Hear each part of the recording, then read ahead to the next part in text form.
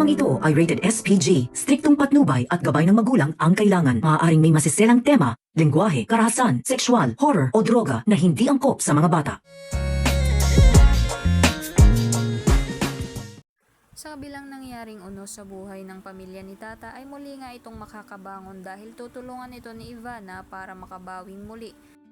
Dahil nga sa nangyaring leakage ng secret recipe ng bahay inasal ay bumagsak ang sales nito, kaya naman nakaisip ng paraan itong si Ivana para makabawi at si Tata nga ang naging dahilan sa pag-angat muli ng kanilang negosyo na bahay inasal. Dahil nga sa husay magluto nitong si Tata ay nakagawa ito ng mga bagong recipe na talagang tinangkilik ng mga tao, at dahil doon ay muling umangat ang bahay inasal at mas dumami pa nga ang nagiging customer nito. Samantala, sa pagtaas nga ng sales ng bahay inasal ay kabaligtaran naman ang nangyari sa restaurant ng Palma, dahil bumagsak nga ang sales nito matapos maglipatan sa bahay inasal ang mga dating kliyente ng mga ito.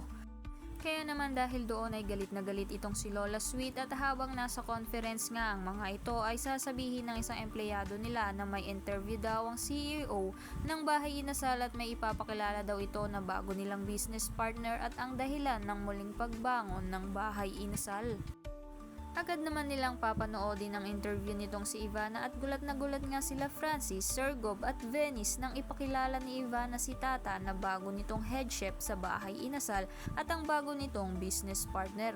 Paghanga naman ang makikita sa reaksyon ng mukha ni Sergob at masasabi pa nito na ang laki daw ng pinagbago ni Tata at ibang iba na din daw ito magsalita, hindi na daw tulad noon.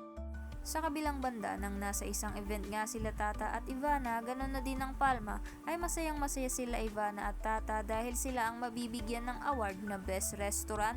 Kaya naman dahil doon ay laking inis na naman itong si Venice dito kay Tata, at sa inis nga nito ay sasampalin sana nito si Tata, pero haharangin lang iyon ni Tata at sasabihan nito si Venice na subukan pa daw siya nitong saktan, makikita daw nito ang hinahanap niya.